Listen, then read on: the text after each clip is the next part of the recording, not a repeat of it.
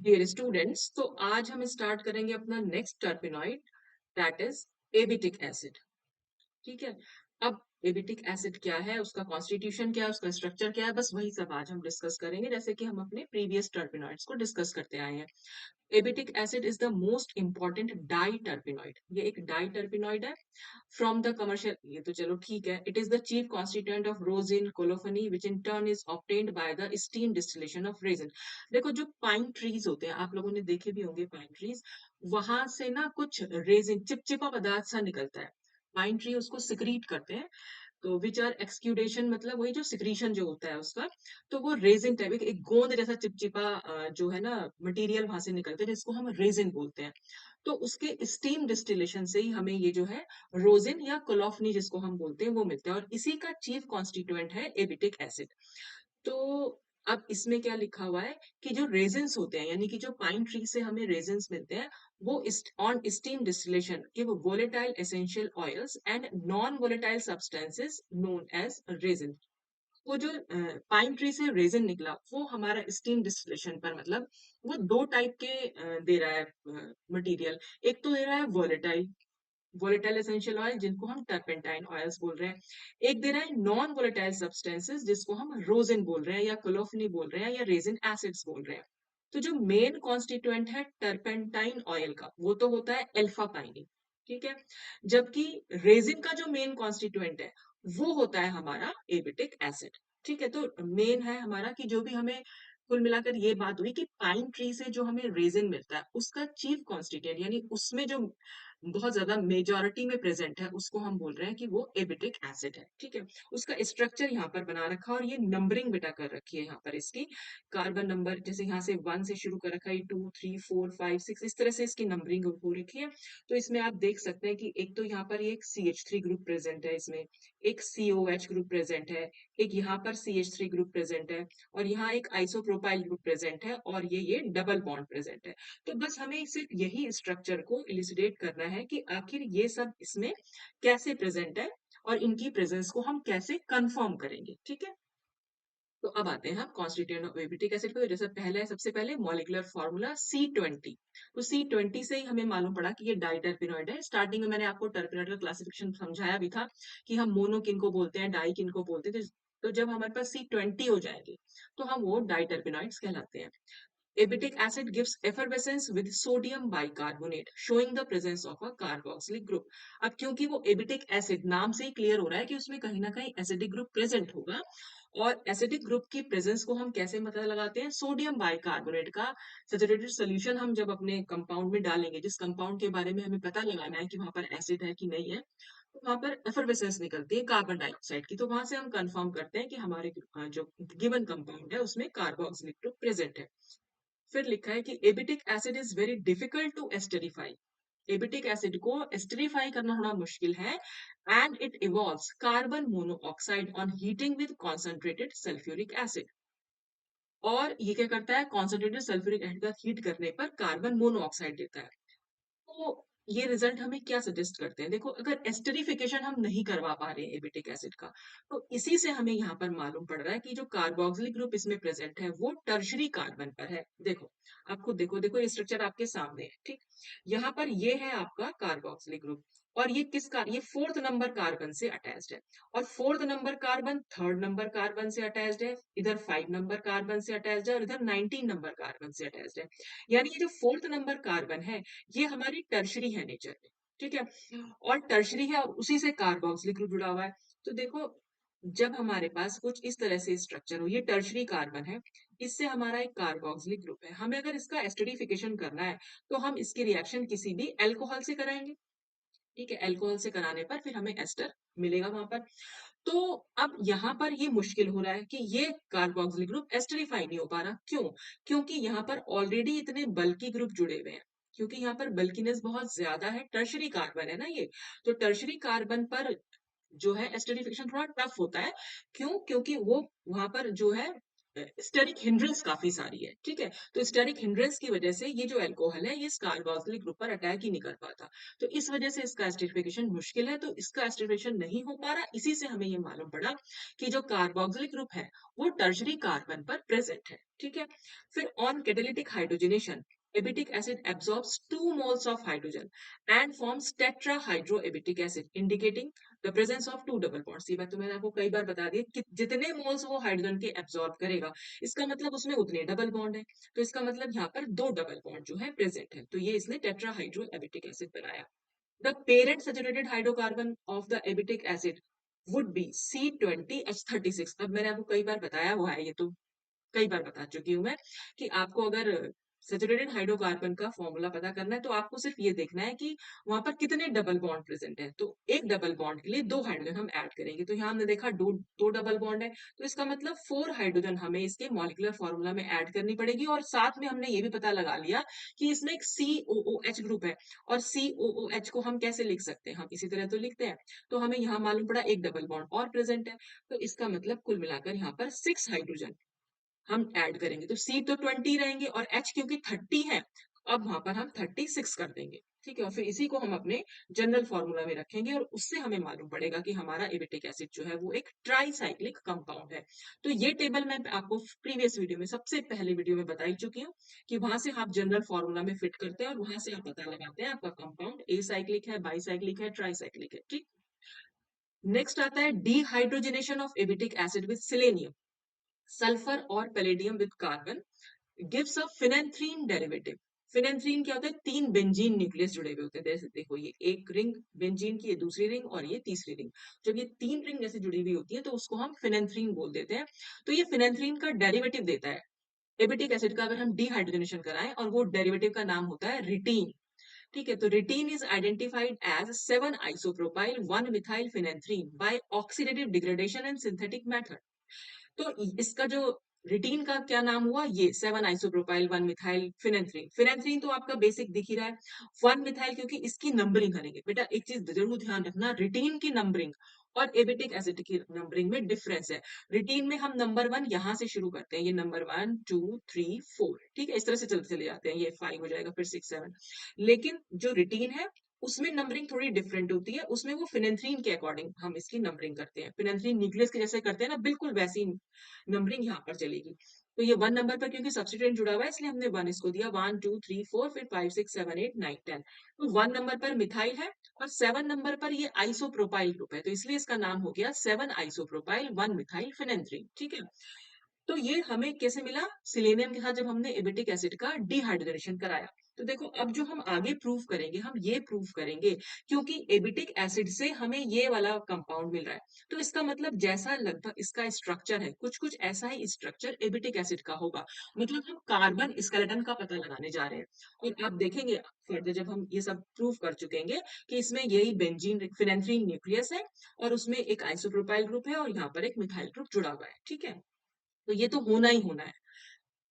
तो इसमें आगे फर्दर जब रिएक्शन कराई गई, chromium trioxide oxidation of retene, retene का ऑक्सीडेशन कराया जिससे हमें रिटीन क्विनॉन मिला, which on further oxidation with alkaline. ये तो सब बेटा आप पढ़ लेना, रिएक्शन मैंने आगे वाले उस पे स्लाइड पे दे रखी है। देख ये है हमारी एबिटिक एसिड था, ये स्टार्टिंग में, अभी हमें इसका स्ट्रक्चर नहीं मालूम है, ठीक है, वही हम पता लगाने जा रहे हैं। तो जब सिलेनियम के साथ इसको हमने डिहाइड्रोजनेट कराया तो हमें ये रिटीन मिला। ये जो सेकंड वाला कंपाउंड है ये है आपका रिटीन, ठीक। रिटीन का जब हमने ऑक्सीडेशन कराया CrO3 के साथ, तो इसने क्या करा, ये वाली कार्बन और ये कार्बन ये दोनों ऑक्सीडाइज हुई और इसने एक डाई कीटोन बना लिया, ठीक। फिर हमने रिएक्शन कराई इसकी KMnO4 और एक हमने OH, मतलब कोई भी बेस ले रखा है यहाँ पर। तो देखो यहाँ से फिर हमारा मिला ये कंपाउंड, कंपाउंड नंबर 4। अब ये कंपाउंड नंबर 4 कैसे मिला है, बस हम वो थोड़ा सा देखते हैं। देखो यहाँ पर ये डाई कीटोन है और हमने KMnO4 और OH बेस की प्रेजेंस में, जब डाई कीटोन होता है तो हमेशा एक अरेंजमेंट आता है, यहाँ पर रीअरेंजमेंट आप लोगों ने कभी पढ़ा हो, benzyl benzylic acid. I think मैंने इसकी वीडियो भी डाली हुई है, तो आप देख सकते हैं, शायद डाली हुई है, मुझे ध्यान नहीं है अभी। बेंजिल बेंजिलिक एसिड रीअरेंजमेंट आपने कभी BSc में पढ़ा भी होगा इसको। तो ये रीअरेंजमेंट के थ्रू हमें ये कंपाउंड मिल रहा है। अब वो रीअरेंजमेंट में क्या है, थोड़ा-सा मैं आपको समझा देती हूँ। तो देखो इसमें होता क्या है, यहाँ से जो ये OH माइनस है, यानी एक बेस है। अब बेस को चाहिए कोई एसिडिक प्रोटॉन, लेकिन यहाँ पर कहीं कोई एसिडिक प्रोटॉन नहीं है, तो base as a nucleophile OH minus जो होते हैं वो बेस की तरह भी और न्यूक्लियोफाइल की तरह भी काम करते हैं। तो वो क्या करेंगे, एज़ अ न्यूक्लियोफाइल यहाँ पर काम करेंगे। तो न्यूक्लियोफाइल को तो इलेक्ट्रोफाइल चाहिए, तो यहाँ पर ये कार्बन जो है इलेक्ट्रोफिलिक है।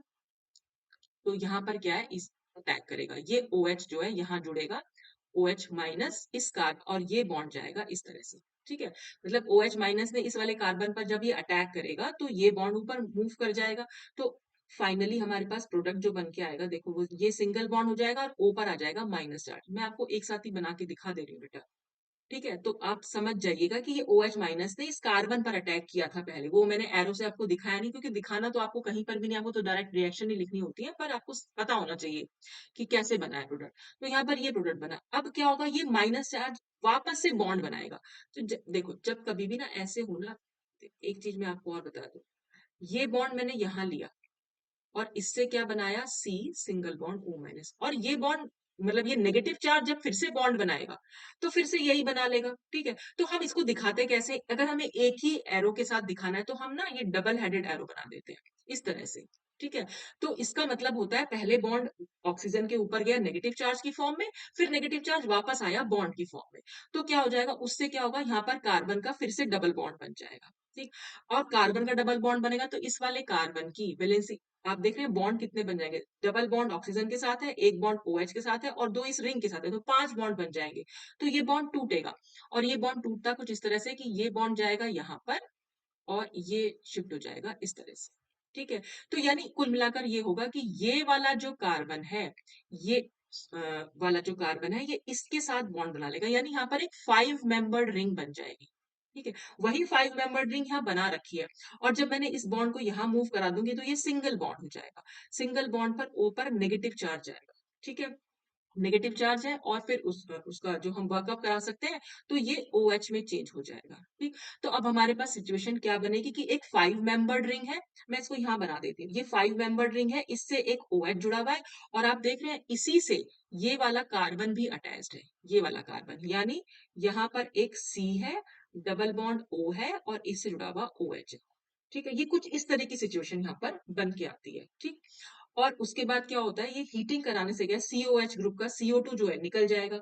अब जब वो CO2 निकलेगी तो यहाँ पर H बच जाएगा, सिर्फ इस पर देखो CO2 का निकलना भी मैंने वो कई बार बताया हुआ है, ये C डबल बॉन्ड O, ये O और ये H है, तो वो कुछ ऐसे निकलती है, ये ऐसे, और ये बॉन्ड जाता है इस कार्बन पर, यानी इस वाले कार्बन पर एक नेगेटिव चार्ज आएगा और ये CO2 अगर हम निकाल देंगे तो खाली H प्लस बचेगा, वो H प्लस यहाँ जाकर जुड़ जाता है। तो कुल मिलाकर ये जो 5 मेंबर्ड रिंग है वो कुछ ऐसी हो जाती है, ये OH। ठीक है, तो ये एक सेकेंडरी अल्कोहल बनता है। ठीक है, अब जब ये सेकेंडरी अल्कोहल बनेगा तो उसमें क्या होगा, हमने यहाँ पर KMnO4 ले रखा है, वो एक ऑक्सीडाइजिंग एजेंट है, तो वो क्या करता है, सेकेंडरी अल्कोहल को कीटोन में चेंज कर देता है। तो इसलिए हमने ये फाइनल रिएक्शन यहाँ पर दिखा रखा है कि यहाँ पर कीटोन बना है। ठीक है, तो बेंजिल बेंजिलिक एसिड एक बार आप ना रीअरेंजमेंट देख लीजिएगा, तो उस रीअरेंजमेंट तो खाली इतना ही है कि ये वाली जो बॉन्ड है बस यहाँ पर शिफ्ट हुआ है और ये O माइनस है, तो ये OH बन जाएगा और यहाँ पर ना COOH हो जाएगा, बस बेंजिलिक बेंजिलिक एसिड तो यहीं पर खत्म हुआ। उसके बाद हम हीटिंग करते हैं तो ये CO2 निकल जाती है और ये H जो है यहाँ मूव कर जाता है, और वो जो CHOH बनेगा KMnO4 उसको ऑक्सीडाइज कर देगा कीटोन में, तो ये कीटोन बना। और ऐसे ही KMnO4 क्योंकि है तो यहाँ पर एक टर्शरी कार्बन भी है, और KMnO4 टर्शरी कार्बन को भी अल्कोहल में चेंज कर सकता है, तो उसने यहाँ पर भी OH ग्रुप को ला दिया। ठीक है, तो टर्शरी कार्बन यानी टर्शरी एल्केन थी एक तरीके से, आप इस टर्शरी एल्काइल ग्रुप जो है उसको टर्शरी अल्कोहल में KMnO4 ने ऑक्सीडाइज कर दिया। ठीक, तो आई होप कि आपको ये बेंजिल बेंजिलिक एसिड समझ में आया होगा। मतलब आपको सिर्फ इतना करना है, बस OH ने यहाँ पर अटैक करना है, ये बॉन्ड यहाँ से जाना है और फिर वापस आना है, और जब ये वापस आएगा तभी ये बॉन्ड यहाँ शिफ्ट कर जाएगा और इस बॉन्ड को हम यहाँ शिफ्ट करेंगे और ये बन जाएगा OH। ठीक है, और यहाँ से CO2 निकलेगी, तो अब जब ये बॉन्ड यहाँ शिफ्ट होगा इस तरह से बॉन्ड बन जाएगा। ठीक है, ये बॉन्ड यहाँ से टूट जाएगा बिल्कुल। तो बस आपके पास क्या बचेगा, इससे जुड़ा हुआ ये C यहाँ पर सिंगल बॉन्ड OH है और इस बॉन्ड से जुड़ा हुआ COOH है। बस इतनी सी चीज है ये, ठीक है। अब इसके बाद क्या हुआ, तो जब हमारे पास ये फोर्थ कंपाउंड बना, तो फोर्थ कंपाउंड का फिर से हमने पोटेशियम डाइक्रोमेट लिया हुआ है, फिर से ऑक्सीडेशन होगा, तो ये जो ग्रुप है यहाँ पर फिर से एसिडिक ग्रुप में कन्वर्ट हो जाएगा। फिर हम दिखा रखा है डी, हीट कर रहे हैं इसको, हीट करने पर हमेशा डी कार्बोक्सिलेशन होता है अगर कंपाउंड में कार्बोक्सिलिक ग्रुप है तो। फिर वही है कि ये भी CO2 निकलेगी, तो ये वाला H जो है इस वाले कार्बन से जुड़ जाएगा, और यहाँ पर भी ये CO2 निकलेगी और ये वाला H भी इस वाले कार्बन से जुड़ जाएगा, तो हमें मिलेगा फ्लोरिनोन, ठीक है। और फिर इसी फिफ्थ का हम और क्या करा सकते हैं, KOH का अगर हम इसको हीट करेंगे तब उसमें भी क्या होगा, ये जो कीटोनिक ग्रुप है ये यहाँ पर एसिडिक ग्रुप में चेंज हो जाता है, तो हीट कर रखा है तो यहाँ पर सब ब्रेकेज होती है, ठीक है, ये पूरा बॉन्ड यहाँ से टूटेगा और ये COH में चेंज हो जाएगा। और फिर हमने इसको हीट किया हुआ है, फिर से हीट करने पर हमेशा डीकार्बोक्सिलेशन हो रहा है, तो ये CO2 निकली, ये वाला H जो है इस यहाँ पर अभी कोई H नहीं, देखो इस वाले कार्बन पर कोई H नहीं क्योंकि चार बॉन्ड हमने कार्बन के दिखा रखे हैं। CO2 निकलने पर वो H, CO2 निकलने पर हमेशा क्या होता है, यहाँ पर नेगेटिव चार्ज जाता है और ये इस H पर पॉजिटिव चार्ज, तो ये H पॉजिटिव और ये नेगेटिव आपस में मिल जाते हैं, तो ये CH बन जाता है यहाँ, ठीक है। तो जैसे हमने यहाँ दिखा रखा है, यहाँ पर एक H भी है जिसको हमने शो नहीं कर रखा। ऐसे ही हर COH का CO2 निकलेगा और वो ग्रुप जो है H, मतलब ये कार्बन के पास एक H जुड़ जाएगी, यहाँ भी जुड़ेगी, यहाँ भी जुड़ेगी, तो उससे हमें क्या मिला, एक बाइफिनाइल मिल गया, ठीक। तो ये सब हमने क्या एबिटिक एसिड से स्टार्ट किया और हम बाइफिनाइल पर पहुंचे।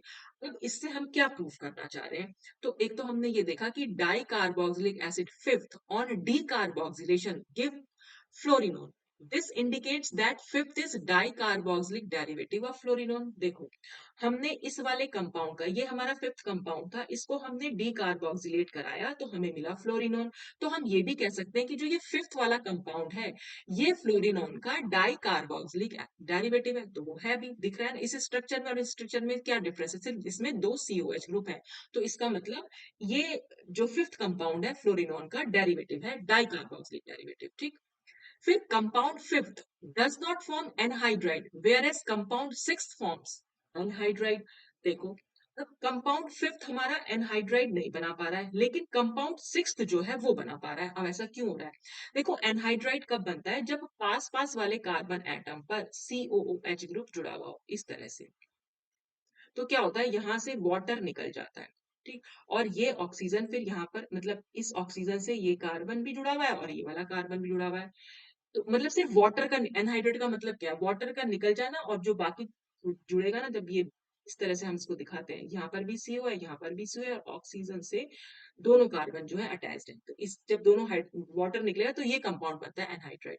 ये कब बनता है, जब दोनों एडजेसेंट कार्बन पर कार्बोक्सिलिक ग्रुप प्रेजेंट होते हैं, तो सिक्स्थ में क्या है, ये वाले कार्बन और ये वाला कार्बन दोनों एडजेसेंट है, दोनों पर COH ग्रुप है, इसलिए इसका एनहाइड्रेट बन सकता है।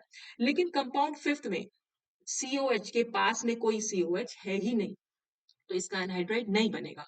तो इससे हमें ये चीज मालूम पड़ी, देखो यहाँ क्या है, this result shows that one carboxylic group in fifth must be ortho to the central ring. इससे हमें ये चीज पता चली है कि फिफ्थ में सेंट्रल रिंग कौन सी है, ये जो फिफ्थ फाइव मेंबर्ड रिंग है, इस सेंट्रल रिंग से ऑर्थो पोजीशन, अब इस सेंट्रल रिंग की ऑर्थो पोजीशन क्या होगी, यही तो है ऑर्थो पोजीशन, नेक्स्ट पोजीशन जिससे भी अटैच्ड होता है, अ, वो उससे नेक्स्ट पोजीशन हमारी ऑर्थो होती है ना, जैसे कि अगर सपोज आपको वैसे पता होगा ऑर्थो मेटा पैरा क्या है, देखो यहाँ पर अगर कोई ग्रुप है, सपोज ये A ग्रुप है, तो ये पोजीशन हमारी ऑर्थो होगी, ये मेटा होगी और ये पैरा होगी, ऐसे ये भी ऑर्थो ये भी मेटा, ठीक है, दो ऑर्थो दो मेटा एक पैरा होती है। तो ऐसे ये ग्रुप यहाँ से अटैच था, तो इसका जो पहली पोजीशन होती है वो हमेशा ऑर्थो है, तो ये ऑर्थो पोजीशन पर एक COH ग्रुप प्रेजेंट है, इससे हमें ये मालूम पड़ रहा है, क्योंकि जब हम के साथ फ्यूजन करा रहे हैं तो ये जो C डबल बॉन्ड हुआ है यही तो COH में चेंज हो रहा है, और जब ये COH में चेंज हो रहा है तो इसके, क्योंकि यहाँ पर एक COH ऑलरेडी है तभी तो इसका एनहाइड्राइड बन पा रहा है, अदरवाइज तो नहीं बनता, ठीक है, तो इसका बन पा रहा है, ये हमें मालूम पड़ रहा है कि फिफ्थ में, कंपाउंड फिफ्थ में सेंट्रल रिंग की ऑर्थो पोजिशन पर जरूर एक कार्बोक्सिलिक ग्रुप प्रेजेंट है। और ये कार्बोक्सिलिक ग्रुप आया कैसे, देखो ये कार्बोक्सिलिक ग्रुप कैसे आया, क्योंकि रिटीन में यहाँ पर इस पोजीशन पर एक मिथाइल ग्रुप था, ठीक है, आगे भी ये मिथाइल ही रहा, लेकिन जब हमने इसको KMnO4 के साथ मतलब ऑक्सीडेशन कराया, तो KMnO4 क्या करता है, किसी भी रिंग से अटैच्ड जो भी कोई कार्बन है ना, उसको हमेशा ऑक्सीडाइज, जैसे ये CH3 था, इसको ऑक्सीडाइज कर देगा और इसको COH में चेंज कर देगा। तो क्योंकि हमने यहाँ KMnO4 लिया था और ये रिंग से अटैच पहला कार्बन था और इसको हमेशा KMnO4 ऑक्सीडाइज करते हैं, तो इस यही CH3 जो है COOH में चेंज हुआ। तो इससे हमें ये बात मालूम पड़ी कि रिटीन में इस वाली पोजीशन पर, यानी जो नंबर 1 पोजीशन है रिटीन की, और एबिटिक एसिड की हो जाएगी वो नंबर 4th पोजीशन, क्योंकि वहां पर हमने काउंटिंग यहाँ ऐसे शुरू कर रखी है 1 2 3 4। तो रिटीन की तो हो जाएगी फर्स्ट पोजीशन और एबिटिक एसिड की हो जाएगी 4th पोजीशन, कि वहां पर एक मिथाइल ग्रुप जरूर प्रेजेंट है। तो सेकंड में तो हमने प्रूव मतलब रिटीन में तो है ही है, और क्योंकि रिटीन हमें एबिटिक एसिड से मिला है, तो एबिटिक एसिड में भी वो प्रेजेंट है। तो रिटीन की फर्स्ट पोजीशन पर और एबिटिक एसिड की 4th पोजीशन पर एक मिथाइल ग्रुप प्रेजेंट है। वही चीज इसमें बताई हुई है कि this carboxylic group is derived from an alkyl group in retene, and so one alkyl group must be at position 1 in the phenanthrene nucleus. Phenanthrene nucleus दोनों में ही प्रेजेंट है, एबिटिक एसिड में भी है, अभी हम देखेंगे एबिटिक एसिड में, फिलहाल तो हम रिटीन को ही प्रूव कर रहे हैं। तो रिटीन के फर्स्ट पोजीशन पर ये जो है मिथाइल ग्रुप प्रेजेंट है। Fusion of compound 4th with KOH gives 4 isopropyl biphenyl. Formation of this compound shows that phenanthine nucleus of retin has isopropyl group at position 7. तो एक तो हमने ये प्रूव किया कि रिटीन की फर्स्ट पोजीशन पर, रिटीन में फर्स्ट नंबर पर एक तो मिथाइल ग्रुप प्रेजेंट है, दूसरा अब हम ये प्रूव करेंगे कि उसकी 7th पोजीशन पर, यानी देखो पहले रिटीन का स्ट्रक्चर, रिटीन का ये है 7th पोजीशन, और 7th पोजीशन पर आप देख रहे हैं ये एक आइसोप्रोपाइल ग्रुप है। एक बार मैं इरेज करती हूँ, ये 7th नंबर है और 7th नंबर पर ये ग्रुप है आइसोप्रोपाइल। तो बस हम यही प्रूव कर रहे हैं इसमें, जब हमने 5th 4th कंपाउंड जो हमारा यहाँ बना था, ये रहा हमारा 4th कंपाउंड, उस 4th कंपाउंड को जब हमने KOH के साथ फ्यूज किया, तो हमें ये मिला 4 आइसोप्रोपाइल बाइफिनाइल।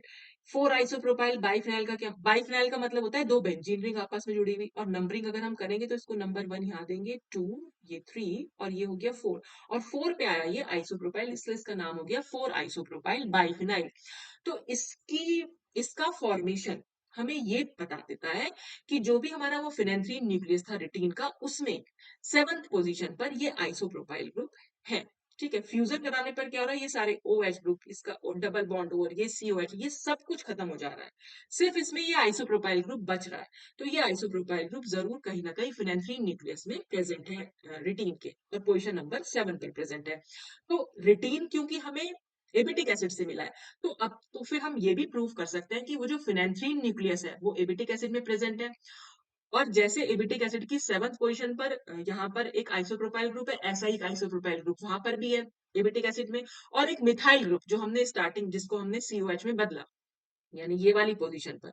तो ये वाली पोजीशन और ये पोजीशन, मतलब ये वाली पोजीशन, इस पर हमें ये मालूम पड़ा कि यहाँ पर कहीं ना कहीं कोई ग्रुप वो प्रेजेंट है। तो हमारे दिमाग में एक रफ सा आइडिया आ गया कार्बन स्केलेटन का, कि उस जिसमें ये ऐसा स्ट्रक्चर हमें देखने को मिलेगा जिसमें हमें 2 कार्बन को अभी और ऐड करना है। क्यों? क्योंकि इसमें अगर आप काउंट करेंगे ना कार्बन, तो हमारे पास सिर्फ 18 कार्बन है, जबकि एबिटिक एसिड के पास 20 कार्बन है। ठीक है, आप इसके कार्बन काउंट कर लीजिएगा।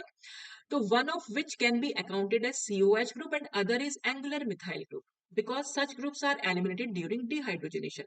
तो वो दोनों कार्बन किस फॉर्म में प्रेजेंट है, एक तो COH ग्रुप में, ये तो हम शुरू में प्रूव कर चुके हैं क्योंकि इसमें एक COH ग्रुप प्रेजेंट है, और इस कार्बन स्केलेटन में हमें वो कहीं दिख नहीं रहा है, तो इसका मतलब वो एक कार्बन, COH में भी तो कार्बन होता है, तो वो एक कार्बन जो प्रेजेंट है वो COH की फॉर्म में प्रेजेंट है, और दूसरा जो कार्बन प्रेजेंट है वो angular methyl group. Angular methyl group का मतलब होता है कि अगर दो रिंग के बीचों बीच ग्रुप हो जाए, यहाँ पर ये पोजीशन, यहाँ पर अगर CH3 है तो उसको हम कहते हैं वो एंगुलर मिथाइल ग्रुप है। ठीक है, तो हमारे पास कार्बन का स्केलेटन आ गया एबिटिक एसिड का, और पता चला कि उसमें 2 कार्बन अभी हमें और ऐड करनी है in the form of carboxylic group and angular methyl group.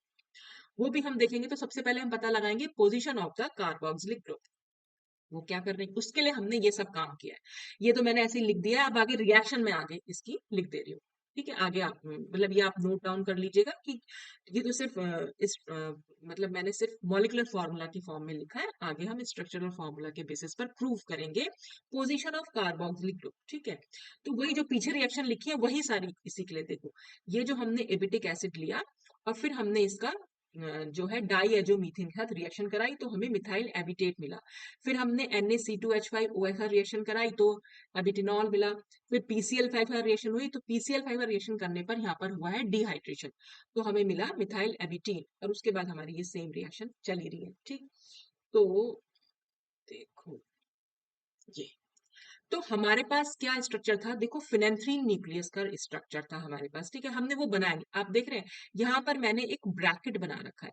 Bracket का मतलब है कि अभी इस ये जो दो बॉन्ड है इनकी बॉन्ड के आगे भी स्ट्रक्चर है जिसको हम शो नहीं कर रहे हैं। ठीक है, अभी पूरा शो नहीं कर रहे हैं, होमोरिटीन में हम उसको पूरा दिखा देंगे, क्योंकि वो बहुत बड़ा सा स्ट्रक्चर हर बार बनाना ठीक नहीं है, मतलब बार बार बनाओगे तो उससे अच्छा है कि उसको शॉर्ट फॉर्म में हम, आप ही समझ लीजिए वो शॉर्ट फॉर्म में लिखा है, क्योंकि वहां पर कोई रिएक्शन हो ही नहीं रही है, वो तो जैसा है वैसा रहेगा ही रहेगा।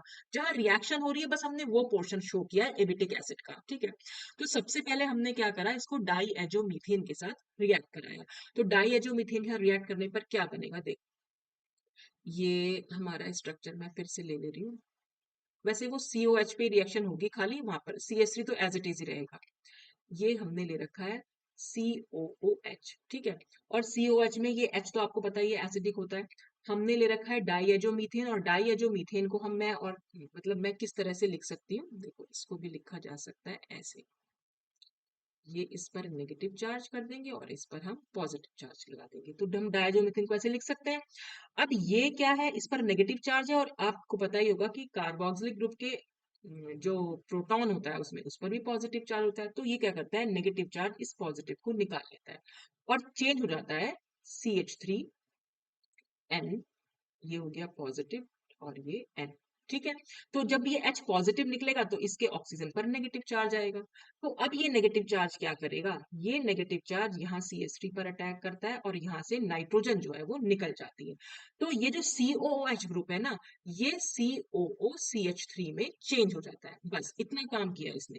जैसे कि हमने पीछे शो भी कर रखा है कि ये जो COH ग्रुप था ये COOCH3 में चेंज हो गया। ठीक, अब COCH3 में चेंज होने के बाद इन्होंने ले रखा है सोडियम और अल्कोहल, उसने क्या करा, उसने इस ग्रुप को CH2OH में चेंज कर दिया, और ये पर्टिकुलर रिएक्शन हमारी कहलाती है बोवियोल्ट ब्लैंक रिडक्शन। अगर आप लोगों ने कभी पढ़ा हो बोवियोल्ट ब्लैंक रिडक्शन। ठीक है, तो अब ये हुआ कैसे होगा उसको भी हम देख लेते हैं। एबिटिक एसिड ना अपने आप में काफी लंबा है, तो उसको थोड़ा मैं इसलिए थोड़ा जल्दी जल्दी कराने की कोशिश कर रही हूँ इसको कि एक ही वीडियो में खत्म हो जाए ये, अदरवाइज तो मुझे फिर इसके लिए दूसरा वीडियो बनाना पड़ेगा। देखो, हमने अभी अभी देखा COOCH3 ग्रुप में, मैं सिर्फ इतना ले रही हूँ कि ये COH ग्रुप जो है हमारा COOCH3 में चेंज हो गया। ठीक, अब हमने ले लिया इसमें सोडियम। सोडियम क्या करता है, हमेशा इलेक्ट्रॉन देता है, सोडियम के पास एक लास्ट ऑर्बिटल में एक इलेक्ट्रॉन है। ठीक है, तो वो एक इलेक्ट्रॉन क्या करेगा, देखो ये बॉन्ड यहाँ जाएगा और वो एक इलेक्ट्रॉन इसको मिल जाएगा, कार्बन को। कार्बन हमारा क्या हो गया, इलेक्ट्रोफाइल बन गया था ना, तो इसलिए यहाँ पर एक इलेक्ट्रॉन दिखा दिया, ये OCH3 और ये O पे माइनस। उसके बाद इथाइल अल्कोहल आएगा, इथाइल अल्कोहल को मैं ETOH लिख रही हूँ। इथाइल अल्कोहल क्या करता है, प्रोटॉन देता है, तो वो इस ऑक्सीजन को प्रोटॉन दे देगा। ठीक है, मैं आपको यही बना के दिखा दे रही हूँ, यहाँ पर प्रोटॉन मिल गया। ठीक, उसके बाद फिर से Na आएगा, सोडियम क्या करेगा, फिर से एक इलेक्ट्रॉन दे देगा, जैसे ये इलेक्ट्रॉन इस पर आएगा इस पर कार्बन पर फिर से नेगेटिव चार्ज आ जाएगा, फिर ETOH लाएगा, ETOH क्या करेगा, इसको H दे देगा। तो हमारे पास रिएक्शन मतलब बनेगा क्या, ये CH, ये OCH3 और इससे जुड़ा हुआ OH। फिर क्या होता है, यहाँ पर ये बॉन्ड यहाँ जाता है और ये OCH यानी कि यहाँ से ये मिथाइल अल्कोहल यहाँ से निकल जाएगा, तो हमारा जो ये COOCH3 ग्रुप था ना ये एल्डिहाइड ग्रुप में चेंज हो जाएगा।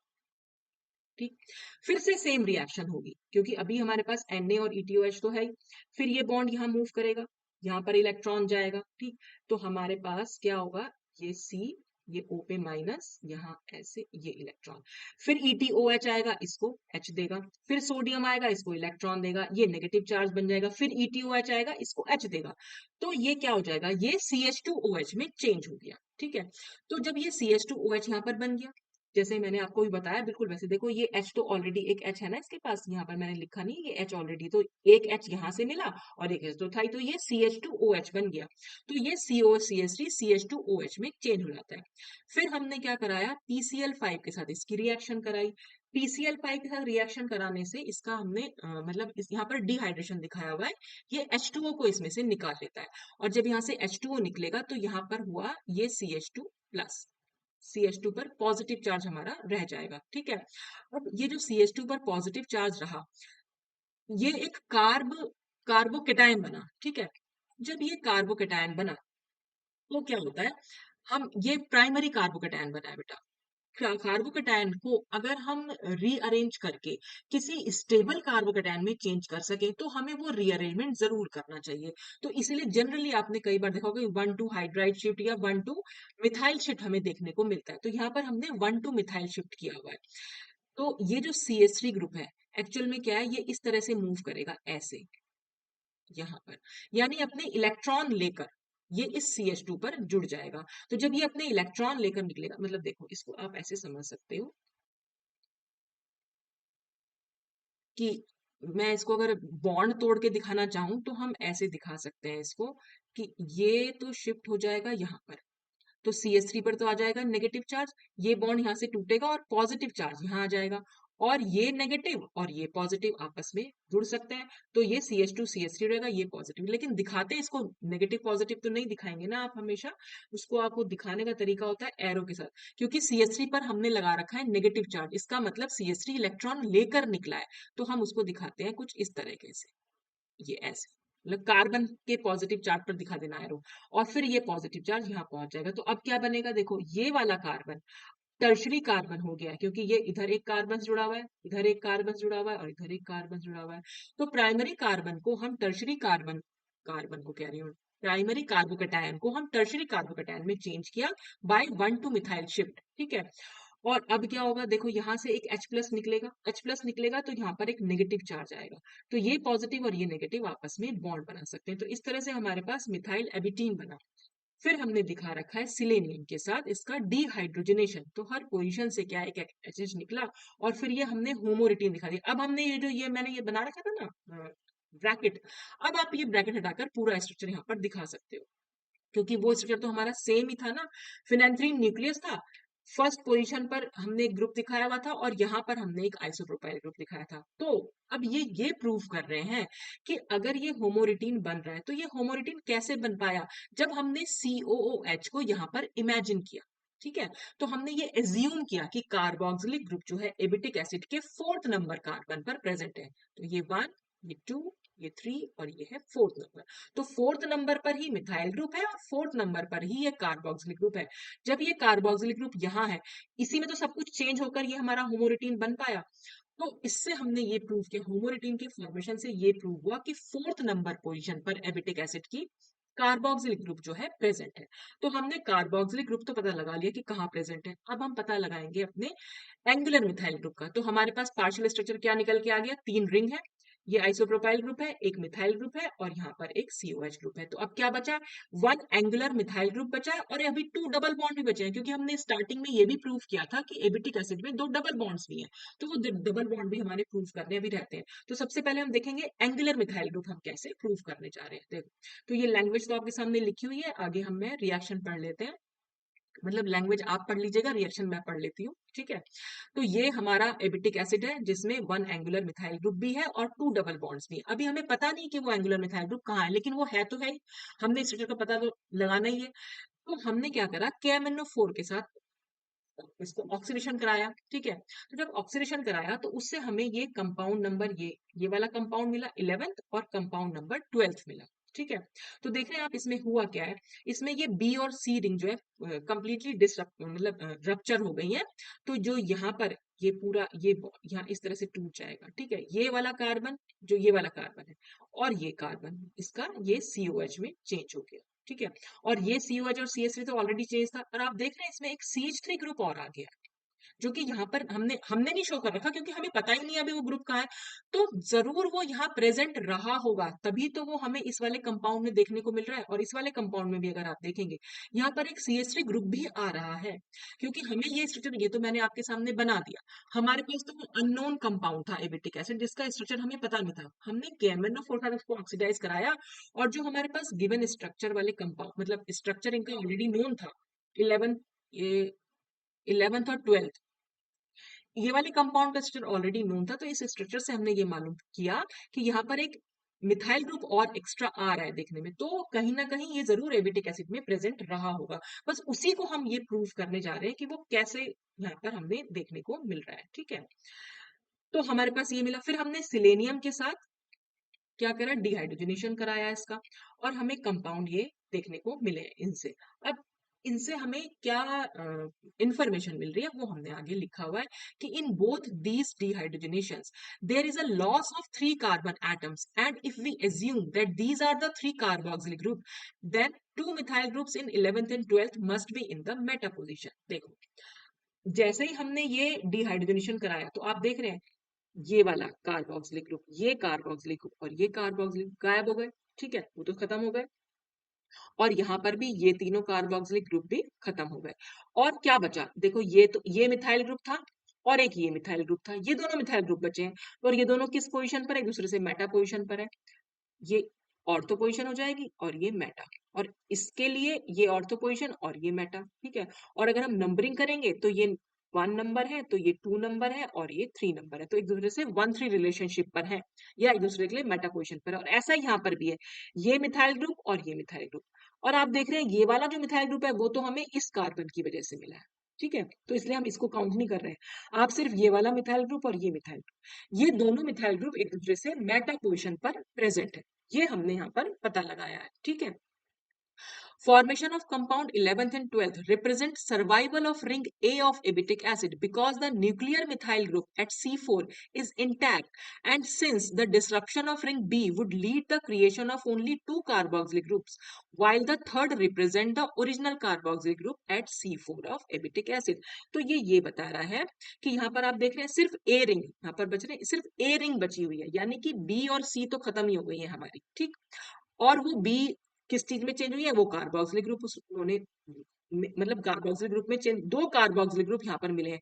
तीसरा तो ऑलरेडी प्रेजेंट था ही, वो तो हम पहले ही पता लगा चुके हैं। तो कुल मिलाकर जो इसमें 3 कार्बोक्सिलिक ग्रुप दिख रहे हैं, उसमें से एक कार्बोक्सिलिक ग्रुप ऑलरेडी प्रेजेंट था, बाकी के दोनों कार्बोक्सिलिक ग्रुप जो आए हैं वो बी रिंग के डिसरप्शन से आए हैं। ठीक है, फिर formation of metaxylene and 1,2,3 trimethyl benzene. ये क्या है, मेटाजाइलिन, ये है हमारी मेटाजाइलिन, इसको हम बोल रहे हैं मेटाजाइलिन। और ये है हमारी 1,2,3 ट्राइमिथाइल बेंजीन। ठीक है, ये वाला कंपाउंड। तो 1,2,3 ट्राइमिथाइल बेंजीन फ्रॉम ये respectively indicate the 1,3 relationship of the methyl group in ring A. और वो मैंने आपको समझा दिया, दोनों एक दूसरे से मेटा पोजीशन पर प्रेजेंट है दोनों मिथाइल ग्रुप, यानी उनके बीच में 1,3 रिलेशनशिप है।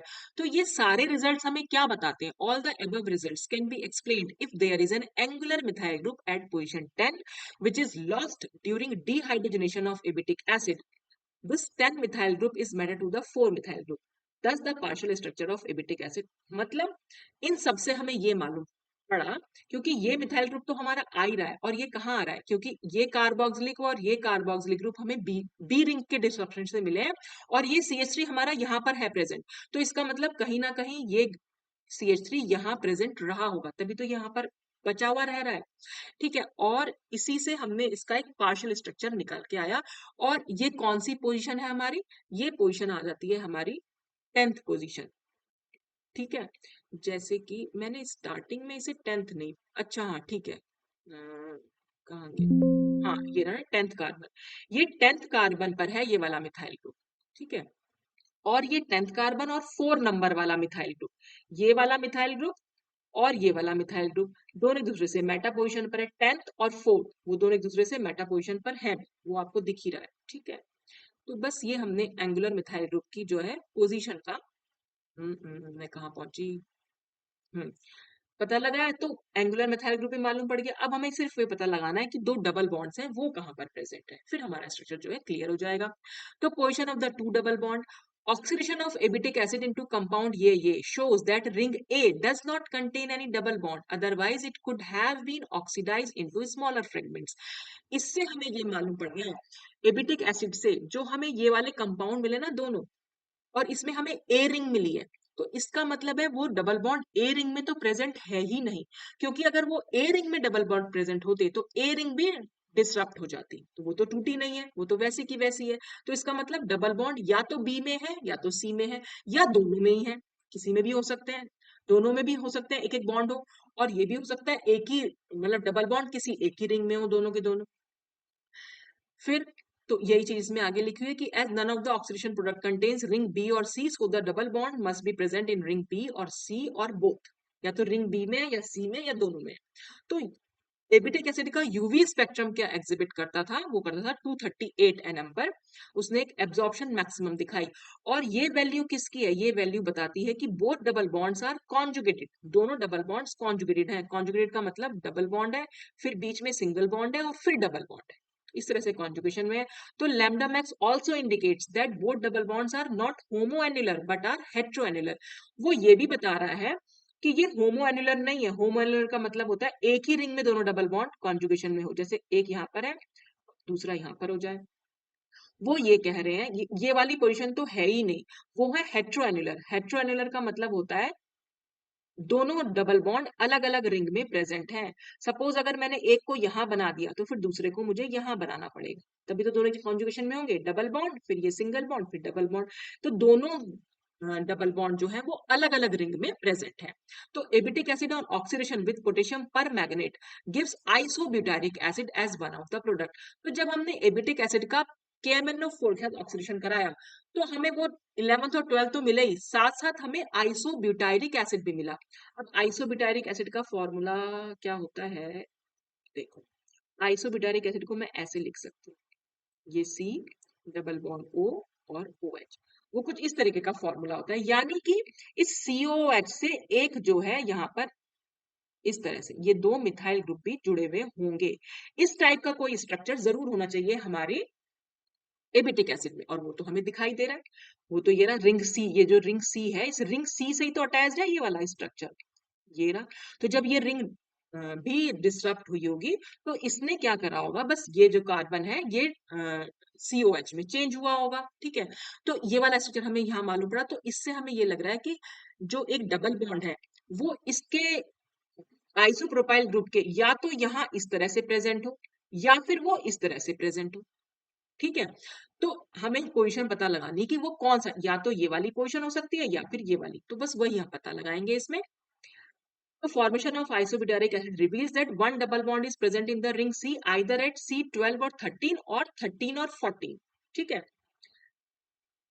यानी कि ये वाली पोजीशन वही 12 13 है और 13 14 कुछ भी आप इसको ये था ना यहाँ पर 11 नंबर आया था ये 12 था ये 13 था और ये 14 था अगर मैं गलत नहीं कर रही हूँ तो यही था वैसे आप एक बार चेक कर लीजिएगा वैसे यही था 12 13 या 13 14 इस पर होगा तो if the double bond is present in the 12 13 position then the double bond which is in conjugation with it must be present in the same ring देखो मैं कह रही हूँ अगर वो कह रहे हैं कि 12 13 वाला है और दूसरा बॉन्ड क्या है इसके कॉन्जुगेशन में तो कॉन्जुगेशन में कौन सा डबल बॉन्ड हो सकता है डबल बॉन्ड फिर सिंगल बॉन्ड तो एक डबल बॉन्ड तो ये आएगा ठीक है या तो ये वाला डबल बॉन्ड होगा या फिर ये डबल बॉन्ड मतलब आप समझ रहे हैं ना देखो मैं अगर ये वाली रिंग बना रही हूँ और मैं ये कह रही हूँ कि 12 13 पोजीशन ये है तो देखो अगर दूसरा डबल बॉन्ड होगा वो तो यहाँ आएगा या तो यहाँ आएगा या फिर दूसरा स्ट्रक्चर में बना के दिखाऊं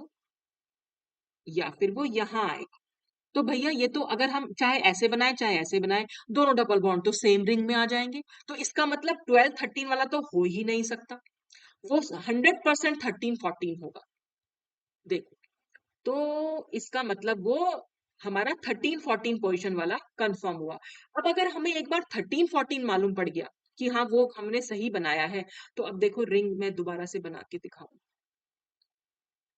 हमारे पास सिचुएशन थी कुछ ऐसी और हमने ये पता लगा लिया है कि वो 13 14 है ये थी ये हमें मालूम पड़ गया कि सही है, क्योंकि यहाँ तो हो ही नहीं सकता। यहाँ होता तो हमें एक डबल बॉन्ड यहाँ बनाना पड़ेगा, नहीं तो हमें यहाँ बनाना पड़ेगा, और दोनों ही हमारे फिर सेम रिंग में हो जाएंगे। तो जब हमारा एक यहाँ पर है, तो अब हम दूसरा डबल बॉन्ड कहाँ बना सकते हैं? तो देखो, ये डबल बॉन्ड है। अब फिर से अगर हम जाएं, इसी रिंग में तो घूमेंगे नहीं, हमें नेक्स्ट रिंग के लिए बनाना है। तो देखो, फिर ये सिंगल बॉन्ड आया, ये वाला, और फिर डबल बॉन्ड अगर मैं यहाँ बना दूं, यहाँ पर, तो फिर से वो सेम रिंग में हो जाएगा, तो यहाँ पर तो होगा ही नहीं। इसका मतलब वो यहाँ भी बना सकते हैं हम। तो ये डबल बॉन्ड हुआ, फिर ये सिंगल बॉन्ड हुआ, और ये डबल बॉन्ड हुआ। तो इसका मतलब हमारे रिटीन में जो ये डबल बॉन्ड्स हैं, वो कुछ ऐसे हैं, ये और ये हैं, क्योंकि ये दोनों हेट्रोएन्युलर भी हो गए और कॉन्जुगेटेड भी हो गए। ठीक है, तो इससे हमारा डबल बॉन्ड भी कंफर्म हुआ कि वो हमारे 7-8 पोजीशन पर है। एक 13-14 पर है और दूसरा 7-8 पोजीशन पर है। ठीक है, तो उससे हमारे पास ये जो हमारा स्ट्रक्चर था एबिटिक एसिड का, वो निकल के आ गया कि ये कंफर्म हुआ। फिर हम इसको इसके सिंथेसिस से प्रूव करेंगे। तो स्टीरियोकेमिस्ट्री में ही हम इसका देख लेंगे सिंथेसिस भी। तो abietic acid converts into dehydro और tetrahydro abietic acid on heating eight इतने पर। हमने एबिटिक एसिड को हीट किया, तो उससे क्या होता है, डीहाइड्रो एबिटिक एसिड मिलता है और हमें टेट्राहाइड्रो एबिटिक एसिड मिलता है। टेट्राहाइड्रो में क्या होगा, 4 हाइड्रोजन को हम जोड़ देंगे, और डीहाइड्रो में हमने 2 हाइड्रोजन को निकाल दिया। तो एक का स्ट्रक्चर ये निकल के आएगा, दूसरे का ये। तो हम डीहाइड्रो एबिटिक एसिड का स्ट्रक्चर कंफर्म करेंगे उसकी सिंथेसिस से, क्योंकि दोनों का ही, एबिटिक एसिड का भी और डीहाइड्रो एबिटिक एसिड का भी सेम कॉन्फ़िगरेशन होता है। ठीक है, तो बस हम डीहाइड्रो एबिटिक एसिड की सिंथेसिस को यहाँ पर देख लेते हैं कि वो कैसे सिंथेसाइज हमने किया है। अच्छा, ये तो आपको पता चल रहा है ना डिहाइड्रो कैसे बन, जैसे आप देख सोच रहे हो, डिहाइड्रो का मतलब है हाइड्रोजन यहाँ से निकल गई। अब देखो कैसे। अ, हमने क्या करा है, यहाँ पर आप देख रहे हैं, यहाँ पर 2 हाइड्रोजन है, यहाँ पर भी 2 हाइड्रोजन है। ठीक, और अगर आप यहाँ देखें, यहाँ एक हाइड्रोजन है, यहाँ पर एक हाइड्रोजन है। ठीक है, अच्छा देखो, यहाँ पर भी एक हाइड्रोजन है, जबकि यहाँ पर अभी कोई हाइड्रोजन नहीं है। ठीक, तो एक हाइड्रोजन तो ये निकल गई। ठीक है, अच्छा, और बाकी सब तो सेम है। ठीक, और आप देख रहे हैं, हाँ, यहाँ पर भी एक हाइड्रोजन है। ठीक, और यहाँ पर क्या हो गई, 2 हाइड्रोजन हो गई। इसमें और इसमें इतना चेंज है। तो एक हाइड्रोजन तो यहाँ से निकल चुकी है। अब आप समझ सकते हैं कि वही हाइड्रोजन, सपोज मैंने यहाँ जोड़ दी, तो वो हाइड्रोजन तो यहाँ निकल के यहाँ आ गई। मतलब वो नहीं आई है, लेकिन मैं आपको समझा रही हूँ कि नंबर कैसे काउंट करना है। ठीक है, तो ये हाइड्रोजन तो हमारी इक्वल हो गई। अब हमारे पास सिर्फ 2 एक्स्ट्रा हाइड्रोजन बची है इसमें। तो वही दोनों हाइड्रोजन जो है निकल चुकी है। तो इसीलिए हम इसको बोल रहे हैं डिहाइड्रो का मतलब है हाइड्रोजन का निकल जाना। तो यहाँ पर दोनों पोजीशन पर 2-2 हाइड्रोजन थी, और यहाँ पर इन दोनों पोजीशन पर अब एक एक हाइड्रोजन है। तो इस तरह से ये डिहाइड्रो एबिटिक एसिड का फॉर्मेशन हुआ। ठीक है, अब इसकी सिंथेसिस, तो बीटा टेट्रालोन से हम इसको सिंथेसाइज करेंगे। सबसे पहले हमने एक बेस लिया हुआ है, और बेस को क्या चाहिए, एक एसिडिक प्रोटॉन, और वो एसिडिक प्रोटॉन इसने यहाँ से निकाली। एसिडिक तो ये भी है, यहाँ पर भी एक एच है और यहाँ पर भी एक एच है, पर मैंने आपको कई बार बताया हुआ है, एसिडिक प्रोटॉन निकलने के बाद क्या होता है, कार्बन पर नेगेटिव चार्ज आता है। बस वो नेगेटिव चार्ज जो है डीलोकलाइज होना चाहिए। तो ये नेगेटिव चार्ज इधर भी डीलोकलाइज हो सकता है और इधर भी डीलोकलाइज हो सकता है। ठीक है, तो इसलिए हम यहाँ से निकाल रहे हैं। जब यहाँ से निकलेगी तो यहाँ पर आ जाएगा वहां पर नेगेटिव चार्ज, और वो नेगेटिव चार्ज क्या करेगा, एज ए न्यूक्लियोफाइल काम करेगा, न्यूक्लियोफिलिक अटैक करेगा इस मिथाइल आयोडाइड पर, और यहाँ से आयोडाइड जो है निकल जाएगा। तो इस वाले कार्बन पर एक CH3 ग्रुप इंट्रोड्यूस हो गया, तो वो CH3 ग्रुप हमने यहाँ पर दिखा दिया। तो एक बार फिर से देख लीजिए, यहाँ पर एक हाइड्रोजन थी, बेस ने उस हाइड्रोजन को रिमूव किया, तो ये रिमूव हो जाएगी, और रिमूव हो जाने के बाद, इसे मैं रिमूव भी करूं, रिमूव हो जाने के बाद यहाँ पर आएगा एक नेगेटिव चार्ज। ओहो, फिर से इरेजर ही ले लिया, पेन लेना है। ठीक है, और ये नेगेटिव चार्ज क्या करेगा, न्यूक्लियोफिलिक अटैक करेगा इस CH3 पर, और यहाँ से ये आयोडाइड जो है निकल जाएगा। तो इसलिए इस वाले कार्बन पर एक CH3 ग्रुप जो है जुड़ जाएगा, वो हमने जुड़ के दिखा दिया। फिर इसका होगा माइकल एडिशन। माइकल एडिशन के लिए हमने alpha beta unsaturated carbonyl compound ले रखा है। अब ये कैसे अटैक करेगा, देखो बेस तो हमने अभी भी ले रखा है। बेस क्या करेगा, फिर से एक एसिडिक प्रोटॉन को निकालेगा, और वो एसिडिक प्रोटॉन अभी भी यहाँ पर है। ठीक है, तो एक एच अब यहाँ से और निकल सकता है। जब ये एक एच निकलेगा तो यहाँ पर आएगा नेगेटिव चार्ज, इस एच को यहाँ से हटा दीजिए। ठीक। और यहाँ पर कैसे ये नेगेटिव चार्ज अटैक करेगा इस वाली कार्बन पर, बीटा कार्बन पर हमेशा अटैक होता है, ये जाएगा यहाँ और ये जाएगा यहाँ, फिर ये वापस यहाँ आएगा और ये बॉन्ड जो है, क्योंकि यहाँ डबल बॉन्ड हो जाएगा ना, जैसे ये बॉन्ड यहाँ खिसकेगा यहाँ डबल बॉन्ड हो जाएगा और ये डबल बॉन्ड फिर वापस से इसी कार्बन पर शिफ्ट हो जाता है। मतलब मैं बहुत शॉर्ट में बता रही हूँ, हालांकि वो तो पहले इनोल फॉर्म बनती है फिर हम उसे कीटो फॉर्म में चेंज करते हैं, उतना लंबा मैं आपको नहीं बताने जा रही हूँ, मैं आपको डायरेक्टली बता रही हूँ कि ये नेगेटिव चार्ज यहाँ आ गया और इस कार्बन पर फिर फाइनली नेगेटिव चार्ज आएगा। एक बार मैं खोल के ही बता देती हूँ, कभी आप कंफ्यूज ही रहो। माइकल एडिशन पर भी मैंने वीडियो डाल रखा है, चाहे तो आप जाकर देख सकते हैं। ये CH2 ये सब है लिखा हुआ यहाँ पर। तो देखो ये बॉन्ड जब मैं यहाँ शिफ्ट कराऊंगी तो इस CH2 पर पॉजिटिव चार्ज होगा, ये डबल बॉन्ड हो जाएगा और फिर मैंने इसको ऐसे कराया तो ये O माइनस हो गया, ये बॉन्ड यहाँ वापस आएगा और ये बॉन्ड मैंने यहाँ मूव कराया है। ठीक है, तो इस कार्बन पर नेगेटिव चार्ज है और इस पर पॉजिटिव चार्ज है, तो इस पॉजिटिव चार्ज कार्बन पर तो ये नेगेटिवली चार्ज अटैक कर देगा और इस नेगेटिव चार्ज कार्बन से वो जो हाइड्रोजन यहाँ निकला था वो हाइड्रोजन यहाँ ऐड हो जाएगा, तो ये CH2 सिंगल बॉन्ड CH2 बन जाएगा। बस ये ध्यान रखिएगा, CH2 फिर सिंगल बॉन्ड CH2 फिर C डबल बॉन्ड हो CH2 CH3 ये ग्रुप है। तो हमने इस कार्बन से अटैच कराना है एक CH2, वो ये बीटा कार्बन वाला, फिर दूसरा CH2 जिस पर हमने नेगेटिव चार्ज लाया था उसे CH2 बनाया था वो, फिर CH2 के बाद C डबल बॉन्ड हो है वो हमने बना दिया, C डबल बॉन्ड हो के बाद है CH2 और CH3। अब आपको दिख रहा है यहाँ पर रिंग, तो ये रिंग कैसे बनी है वही हम अभी इसको समझेंगे। हाँ कैसे समझेंगे, लेकिन ये बनाया मैंने ऐसे, ये ऐसे था, यहाँ पर है डबल बॉन्ड O, ये यू यू यू यू ऐसे, और ये जो CH3 है ना इस वाले CH3 को मैं यहाँ ऐसे बना दे रही हूँ। ठीक, तो ये वाला जो CH2 है वो मैंने यहाँ बना दिया, ये CH2 है ना, और ये भी CH2 हुआ था, बाद में जब H माइनस होके मतलब कार्बन माइनस होके H प्लस जुड़ेगा तो CH2 हो जाएगा, तो वो CH2 मैंने ये बना दिया। उस CH2 के बाद है C डबल बॉन्ड O, तो मैंने ये डबल बॉन्ड O बना दिया। फिर क्या है CH2 है, फिर से CH2 बनाओ, फिर है CH3 तो फिर CH3 बनाया। ठीक, अब क्या हो रहा है, यहाँ पर ये H2 और ये ऑक्सीजन बस ये निकल जाएंगे आपस में और इनके बीच में जो है बॉन्ड डबल बॉन्ड हो जाएगा। वो कैसे हुआ है वो भी समझ लीजिए, चलिए बेस तो है यहाँ पर, बेस क्या करेगा फिर से एक एसिडिक प्रोटॉन को, ये जो CH2 वाली प्रोटॉन है ये एसिडिक है, ये फिर से निकलेगी, तो यहाँ से हमने एक H को निकाल दिया, यहाँ पर आया नेगेटिव चार्ज, ये नेगेटिव चार्ज इस कार्बन पर अटैक करेगा जो ये C डबल बॉन्ड O वाला कार्बन है और ये बॉन्ड यहाँ पर शिफ्ट होगा, तो हमारे पास स्ट्रक्चर आएगा कुछ ऐसा, ये CH2 ये CH2 ये डबल बॉन्ड O, ठीक है, और ये इससे जुड़ा हुआ है ये कार्बन और इसी कार्बन ने इस पर अटैक कर रखा था और इससे O माइनस हो रखा है। ठीक है, और इससे जुड़ा हुआ है हमारा CH3। ठीक है, तो यहाँ पर एक H है ही, ठीक, यहाँ पर मैं एक H और बना देती हूँ। ठीक, अब वो जो यहाँ से एक H निकला था वो इस OH से जुड़ सकता है तो वो OH बना लेगा। ठीक, अब देखो ये वाला H और ये OH वाटर बना के निकल जाएंगे और यहाँ पर आ जाएगा डबल बॉन्ड, तो यही तो कर रखा है यहाँ पर, ये CH3 है तो ये बिल्कुल ऐसा ही स्ट्रक्चर तो आ गया यहाँ पर, तो ये हमने यहाँ। ठीक, अब फिर क्या हुआ है नेक्स्ट, नेक्स्ट में इन्होंने देखो सबसे पहले ना इसका आइसोमराइजेशन होगा, एक्चुअल में ये डबल बॉन्ड जाएगा यहाँ और ये H जाएगा ये इस वाली पोजीशन पर। ठीक है, तो यानी कुल मिलाकर एक H था यहाँ पर पहले से, ठीक है, मतलब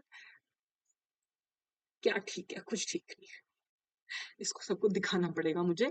देखो यहाँ पर डबल बॉन्ड नहीं रहेगा, मतलब ये तो आइसोमराइजेशन हो रहा है ना, तो यहाँ पर डबल बॉन्ड जाएगा और ये वाला H जो हमने यहाँ शो कर रखा है वो H यहाँ पर जाएगा, ये इस स्ट्रक्चर पर अटैक हो रहा है। तो अभी भी क्या है, बेस हमारे पास है, ये बेस जो है इस H को निकालेगा और यहाँ पर आएगा नेगेटिव चार्ज और ये नेगेटिव चार्ज इस CH2 पर अटैक करेगा और यहाँ से ये Br जो है निकल जाएगा, तो ये CH2 CO C2H5 ग्रुप पूरा का पूरा यहाँ जाकर जुड़ गया।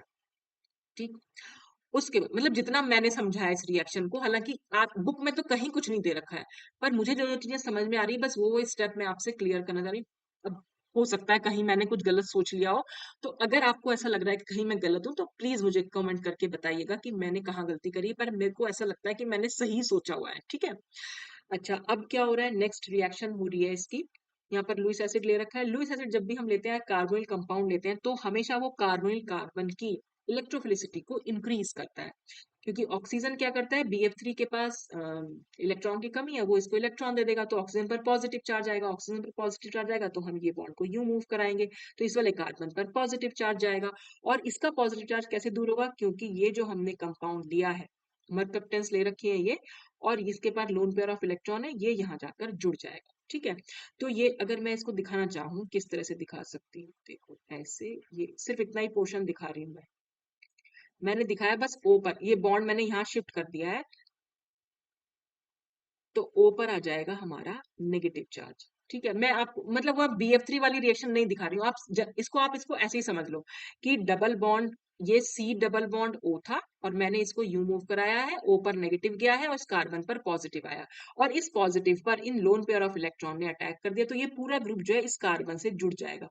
तो S है, उससे जुड़ा हुआ H है, S के ऊपर पॉजिटिव चार्ज आ गया, और फिर इसके आगे मैंने ये सब कुछ CH2 CH3 ये सब कुछ है ना होल थ्राइस, और फिर एक और SH है। ठीक है, इतना हुआ। अब ये S जो है अपना ये खत्म तो करेगा पॉजिटिव चार्ज, तो यहाँ से ये H निकल जाएगा। ठीक है, H कहाँ जाकर जुड़ जाएगा, H जुड़ जाएगा इस पर जाकर, ये OH हो सकता है यहाँ। ठीक है, उसके बाद फिर से क्या होगा, इसके पास लोन पेयर तो है ही, ठीक, ये लोन पेयर फिर से, क्योंकि यहाँ से ये OH निकलता है, और ये H जो है यहाँ जाकर अटैक करता है, एस सॉरी, तो सल्फर जैसे अटैक करेगा सल्फर पर पॉजिटिव चार्ज आएगा, सल्फर पर जब पॉजिटिव चार्ज आएगा ये H निकल जाएगा, तो ये H और ये OH यहाँ से वाटर जो है वो निकल जाएगा, और हमारे पास स्ट्रक्चर जो है कुछ ये बन के आएगा, ये भी CH2 है, ये भी CH2 है, ये भी CH2, CH2 का होल थ्राइस को हमने ऐसा खोल के लिख दिया, तो दोनों सल्फर एटम इस कार्बन से जुड़ गए। कुल मिलाकर हमें ये कार्बोनिल ग्रुप को यहाँ से खत्म करना है, तो वही हमने यहाँ पर खत्म किया। तो आई होप कि आपको समझ में आया होगा। देखो C डबल बॉन्ड O था, यहाँ पर S था, S ने इसको इलेक्ट्रॉन दिए और ये बॉन्ड यहाँ पर शिफ्ट कराया। जब S इलेक्ट्रॉन देगा, S पर पॉजिटिव चार्ज आएगा, इससे जुड़ा हुआ H यहाँ से हटेगा, वो H इस नेगेटिव चार्ज से जाकर जुड़ेगा। फिर एक दूसरा S भी तो इससे जुड़ा हुआ है, ये रिंग तो हमने ऐसे बना रखी थी ना, CH2 होल थ्राइस और ये SH। अब जब ये सिंगल बॉन्ड हो जाएगा तो फिर से ये इसको इलेक्ट्रॉन देगा, और यहाँ से ये OH निकल सकता है, और यहाँ से ये H निकलेगा, ये OH निकलेगा, तो इस कार्बन से दोनों सल्फर ग्रुप जो है जुड़ जाएंगे, तो वो दोनों सल्फर हमने यहाँ जोड़ रखे हैं। उसके बाद हमने क्या करा रखा है, hydrogenation in presence of nickel. और हाइड्रोजनेशन से क्या होगा, इसके पास इलेक्ट्रॉन तो है, हाइड्रोजनेशन में हाइड्रोजन ऐड होती है, इसने एक H ले लिया और इसने भी एक H ले लिया।